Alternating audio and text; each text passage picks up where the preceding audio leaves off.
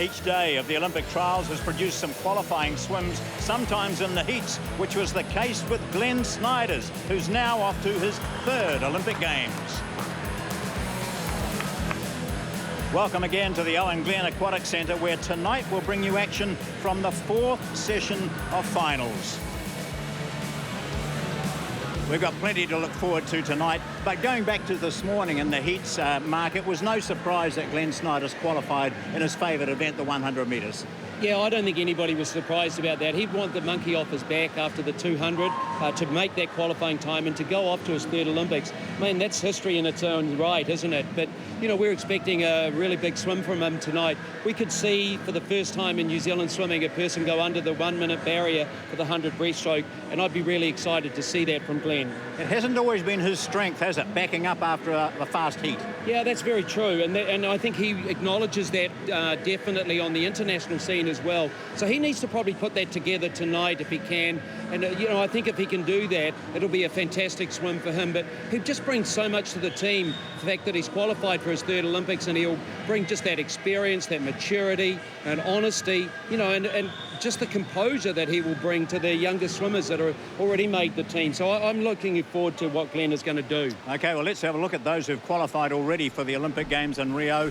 Glenn Snyders joins this list here: Lauren Boyle, Emma Robinson, Matt Stanley, Bradley Ashby, Helena Gasson, and there's Snyders in the 100 breaststroke. And looking for Paralympic selection, Mary Fisher and Sophie Pascoe, Rebecca Dubber, Cameron Leslie, and they've been joined by another handful of swimmers as well, including Hamish McLean, Nikita Howarth there, Brian McPherson and Tupu Ne'efi. They have to go through further situations with regard to selection for the Paralympics. But at just 16 years, I'm just so excited about this. We've got two swimmers in the women's 100 backstroke tonight.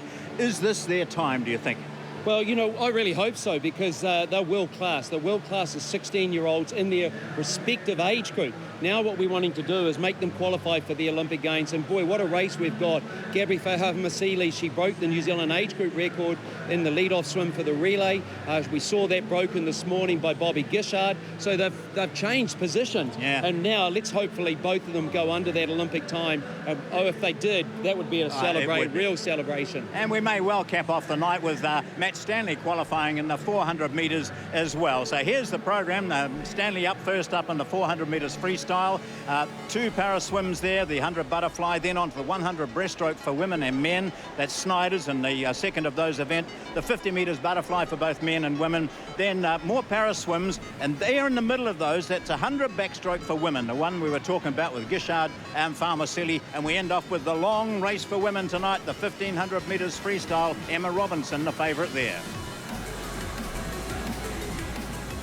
Looks like a very busy program tonight again, and the swimmers are just about ready to get the call to line up for the men's 400 metres freestyle final. And I think while we mentioned at the start that it's Matt Stanley in the 400 freestyle, there are other contenders there as well, and we'll have a look at those as they come to the blocks now for the opening event of the fourth session of finals here at the Olympic swimming trials on the North Shore in Auckland. The New Zealand record is held by Stanley, 3:47.67. Now, if he achieved anywhere near that, he would go under that qualifying standard of 3:50. But there's others in there as well, Mark. John, this race really excites me. I think it's going to be one of the best races per se, whether or not they achieve the qualifying time. But we're going to see one heck of a race between Nathan Capp, who comes out of lane number 3, the winner of the 800 metres freestyle. And we're going to see Matthew Stanley's top qualifier in lane 4, Ewan Jackson. Wow, what a finish in the 200 metres freestyle. Nearly rolled Matthew Stanley, just missed out in qualifying in the 200 free. But if he can put that sort of form together, what a race we're going to have. I see there Tom Mulder starting in the 0 lane from Parnell. He's been a New Zealand age group representative. Jeremy Tasker is in lane 2, one of 6 swimmers from Neptune, as we watch now Matthew Stanley, who holds that New Zealand record. He'll swim in lane 4. We do have there Nathan Capp, won the 800 metres, won the 400 metres individual medley, just failing to qualify. So Ewan Jackson out of lane 5. He was second in the 200 freestyle as mentioned. He went to the Commonwealth Games in 2014. There's David Van der Star in lane 2. Troy Belvett in lane 9, second in the 800 free.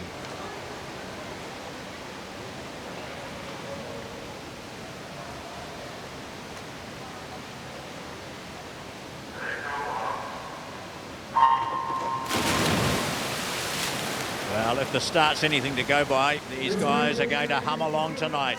Stanley, Jackson and Cap, you could not separate them when they emerged after the start. 25 metres gone, they've settled into it already, and if you look at Ewan Jackson, he's looking very, very good.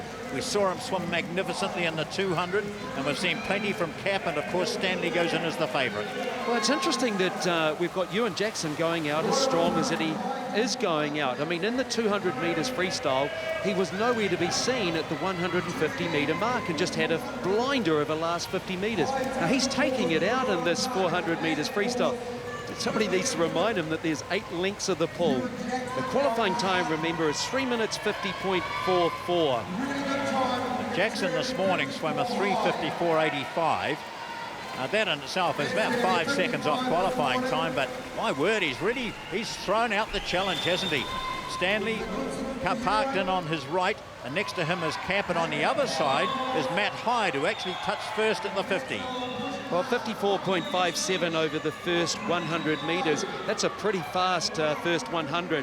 And I'm not sure if Ewan Jackson's going to be able to hold on to this, but let's hope, because this is a very, very good first 100. I think also Matt Stanley's tucked in extremely well where he is right now. And Nathan Cap's just sitting in there comfortably in third position. Well, Jackson moving over to the left-hand side of the lane as he came off the wall. And he made a very good turn. He was well aware of what Stanley can do off the turn. Stanley's turns are among the best, aren't they? Yes, they're very, very good. I don't understand why Jackson would move towards the left-hand side of the lane to there, because that's only giving Matt Stanley some advantage. He needs to stay in the middle of the lane. Stanley should be moving over, but that's, again, a split now of 152.17. Now, that is 4 seconds under what the likes of Matt Stanley did in the heats this morning, and Stanley was just outside the qualifying time. So he's really putting out a challenge out there, and the others are going to have to chase him. Maybe the message was after the 200, hey, you've got more to give it out there now. Yeah.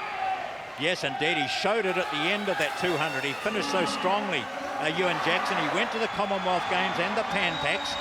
Second in that 200 freestyle. Again, just going over to that left side of the lane, but he's looking good. He's looking very good, and Stanley knows that he's facing a bit of a job at this stage. You know, it's interesting. Swimmers swim around a circuit all the time in training. I only hope he's not going around a circuit right now, because you want to take that shortest distance up and down. But he's really going for it. This is the 300-metre mark with 100 still to go. Boy, oh boy, this is a very, very good swim. 2 minutes and 50 seconds. Here comes Matt Stanley, though. Is he going to roll over the top? Matt Stanley doing an outstanding job, just tucked in there.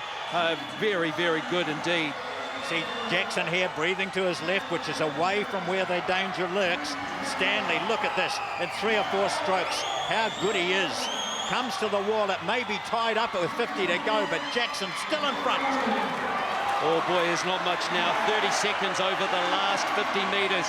It's not going to be far away from it, but Matt Stanley, he's looking really, really good. But Ewan Jackson also just hanging in there. He can breathe to his left-hand side and see Stanley, but what a swim by Stanley. Stanley has overtaken Jackson on the last turn. He comes home powerfully. Jackson and his fans will be hoping that Stanley, if he goes under the qualifying mark, can drag Jackson through to something special. He's done it. 3:49. What about Jackson? 3:51.08. Oh, my word. Jackson so close. But Stanley has done it. He has qualified in this second event, 3:49.01. Underneath the qualifying standard of 3:50, and one can only say, well, you got to feel sorry for Ewan Jackson, who gave it everything, left nothing behind this time. No, he left nothing to chance. He really went out for it, and you do feel for him. But congratulations to Matt Stanley. Look, I'm delighted to the fact that he's come out here and made a statement that he is in good shape. He's done a lot of hard training over in Australia, out of the Miami club with Dennis Cottrell. And he's shown that he's got a little bit of tenacity. We've been sort of criticising him a little bit. He had a really good swim in the 200 freestyle in the heat, didn't reproduce it. it, but he's done it here tonight in the 400, and I think that is really creditable. Good start, just very relaxed over the dive. You see him breathe straight away, but it was Ewan Jackson that went for it. Great shot there of the turns. We'll see more of those during the long event, the 1500 tonight. And oh, he looked so smooth, didn't he? He gave it everything, and that's all you can ask of a swimmer, and I'm sure. Yeah, you could see there the last turn, he just got really, really sloppy in that last turn, and that was where Matt Stanley rolled him. I think he was exhausted by that stage, and Matt Stanley just rolled him on the turn.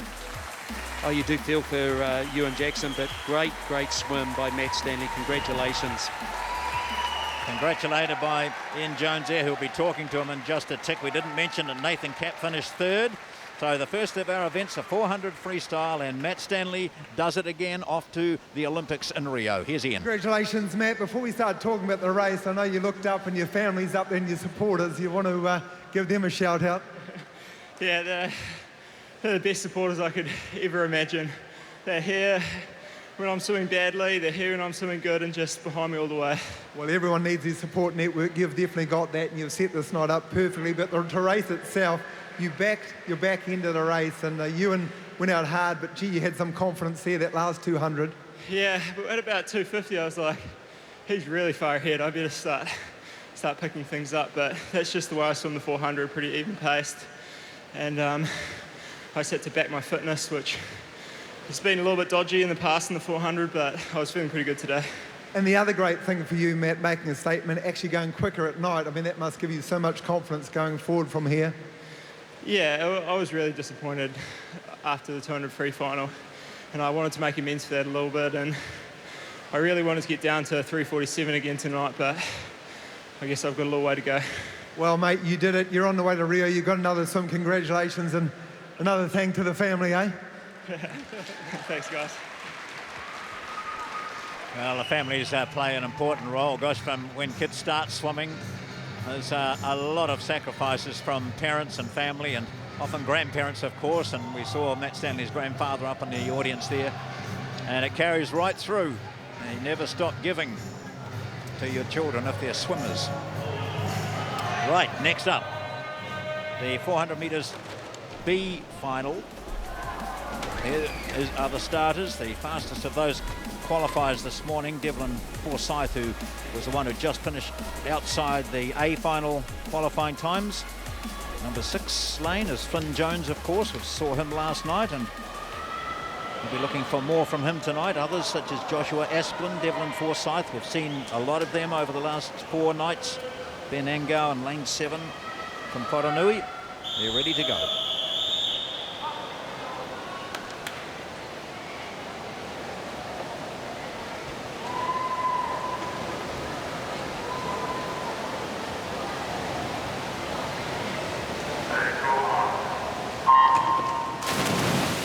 Second of the finals on the men's 400 metres freestyle. After the excitement of the first, we wonder what this might produce. There's a lot of these younger swimmers just emerging. We've got 16-year-old, a couple of 3 17-year-olds, and a couple of 18-year-olds as well. So those are swimmers who, or by rights next year, if their improvement continues, will be forcing for challenging for a place in the A finals. They go through the first 50. And leading is Ben Angau out of lane 7. Angau from Wharanui. Well, interestingly, Devlin Forsyth in lane at number 4, the top qualifier, should really, on all rights, be in the final of this 400 freestyle. He was third, a bronze medalist in the 800 metres freestyle.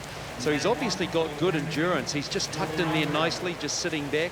We saw that with Matt Stanley in the previous heat, just tucked in there. But if he was third in the 800, you'd expect him to be going for it.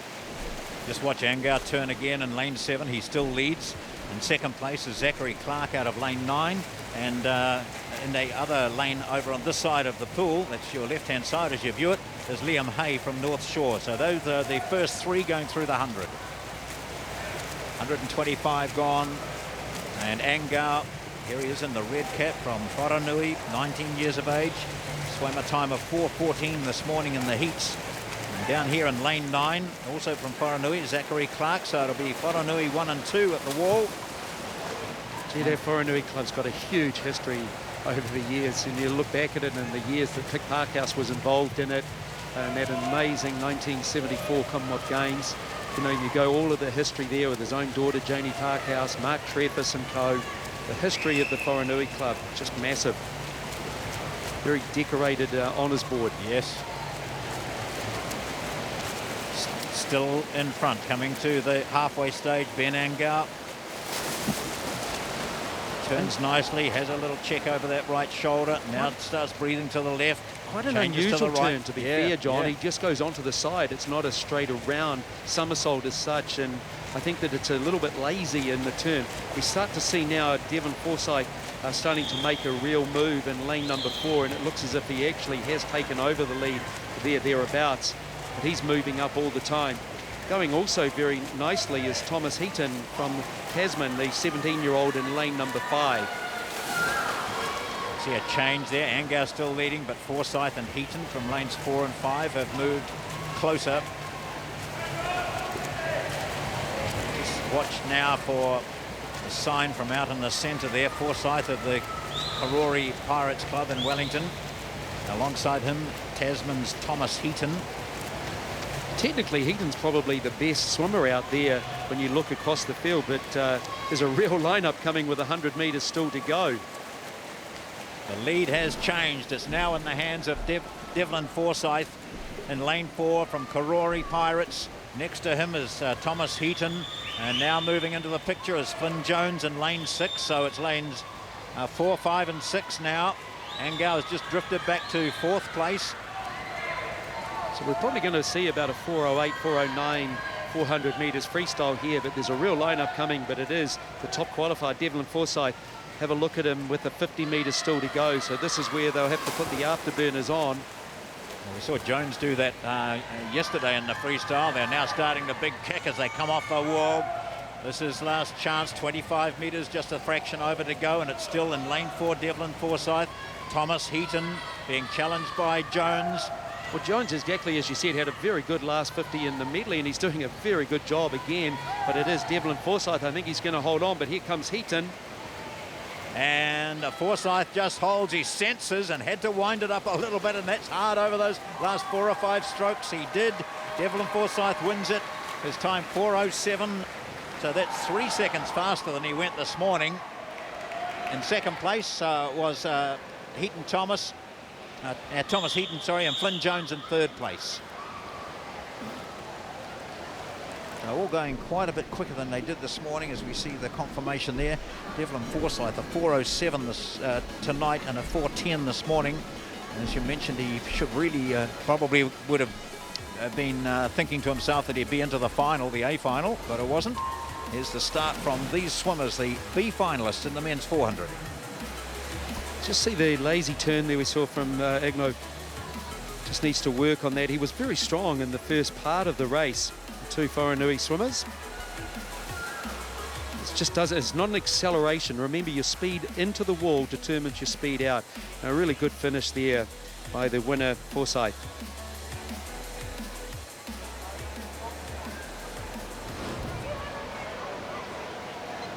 Please welcome to the pulpit our finalists in event 115, the women's. Devlin Forsyth, winner of the B final, men's 400 metres, coached by Steve Francis out of Wellington's Karori Club. And here we have now the first of our para swims tonight. It's the 100 butterfly. And we see in the foreground there, that's Brian McPherson.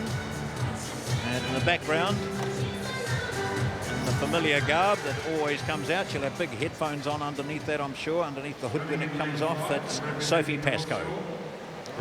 John, this is a really exciting race. We've got Sophie Pascoe, who holds the world record, and Brill McPherson. Both of them have, in their respective categories of S10 and S8, went under the nomination times for the Olympics in the heats this morning. Now keep an eye on the world record. That stands at 1 minute 3.72. And I think that there is going to be something special here tonight. So keep an eye on that with Sophie Pascoe. We want to see her go down the first 50 metres in 30 point or lower.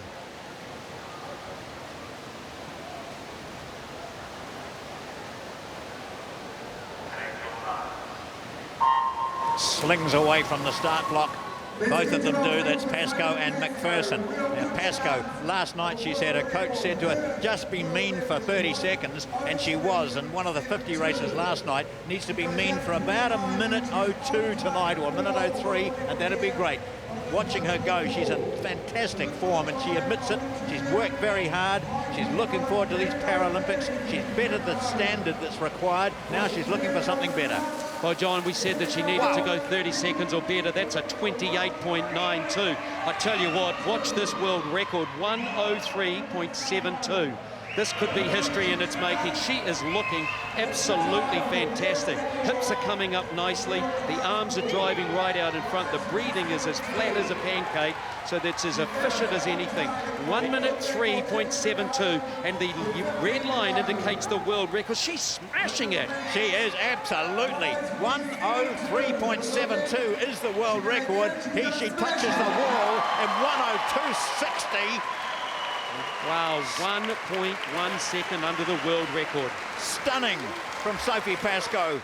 And the crowd turns its attention to Brielle McPherson.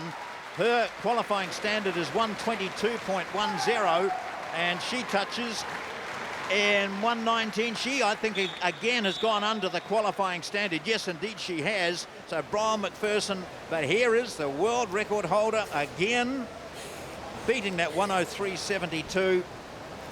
Sophie Pascoe. Gosh, we say that word again so plainly, don't we? That's but, right. you know, what an amazing athlete. An amazing person representing the sport as well. Well, representing sport full stop. Yeah.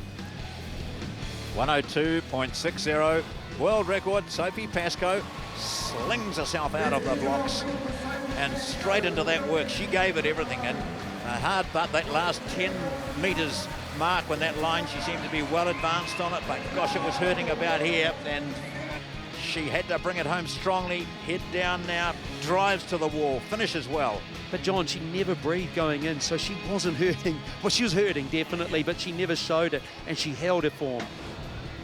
Well, I hope she can talk now after that exercise. Ian Jones will keep talking if Sophie can't, won't you, Ian? I certainly will. Sophie can talk, no doubt about that. Congratulations, Sophie. You've done so many firsts in your time, but that is the first world record we've ever had at the Sir Owen Glenn Aquatic Centre. Congratulations. Thank you so much. Yeah, it's just amazing. I didn't actually realise I was going to do an 02, but surprised myself. But I mean, it's been a bit disruptive, couple months with some surgery, but it just goes to show that, you know, head down, hard work.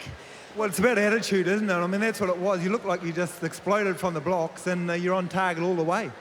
Yeah, Rolly said to me, you look like $1 million this morning, but I want 2 tonight. So I made sure I gave him 2 million. Well, the other night, Rolly wanted you to be angry. Man, you must have been very, very upset with someone. Yeah, I mean, it just goes to show our relationship works, and, you know, what we do together shows in the pool, so. Well, congratulations. The crowd absolutely so proud of you, and all the best for the build-up to Rio. Thank you so much, and thanks for all the support here tonight.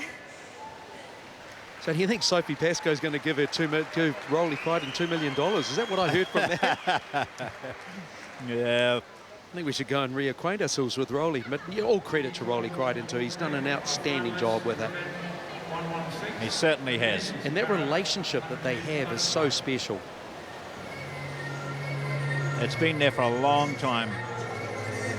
You know, when Sophie Pascoe first emerged as a very talented young swimmer, right through the years that she's been involved in it, Rolly Crichton has been right there.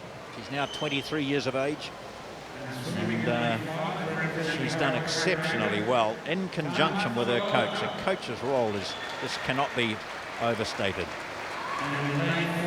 No, their relationship is so special and very unique.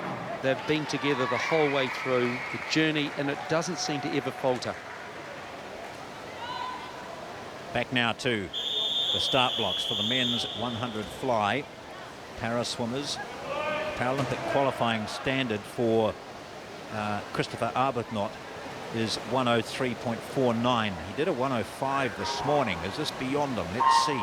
Lane 4, Tamo Solowota of Hawak Takaranga is in lane 5. He's 13 years of age.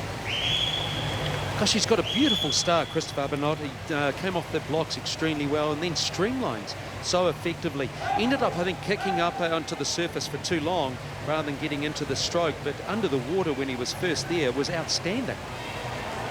Qualifying standard is a 103.49 for the S9 swimmer.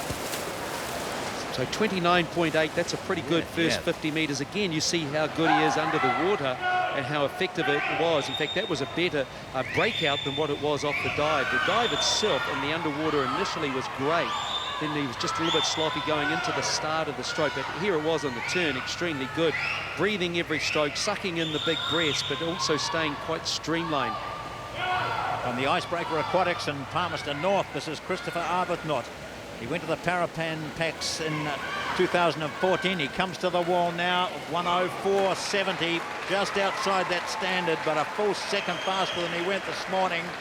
And coming to the finish now is this 13-year-old Tama Solowalta. And he touches now in 123.29. That's a full second faster than he went this morning too.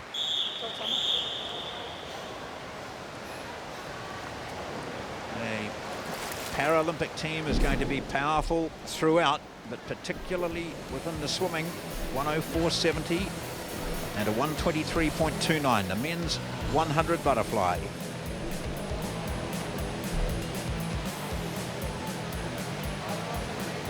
So we showed you a list before swimming started of 8 swimmers who've bettered the standard.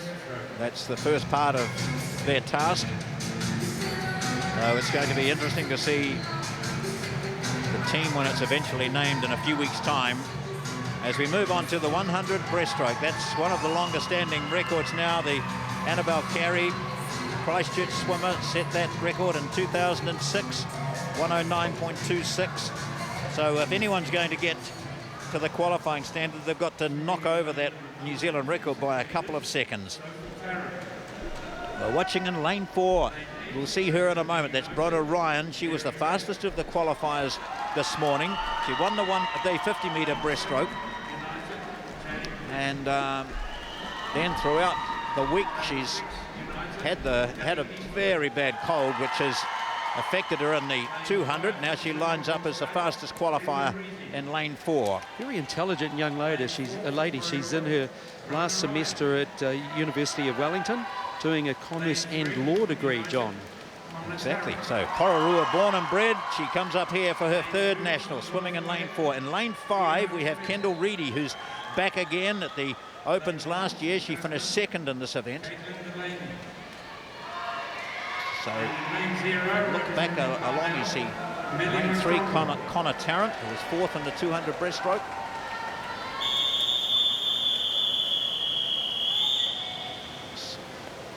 Great graphics in the pool, aren't they? You can see exactly where everyone is. 100 breaststroke. And Derraway.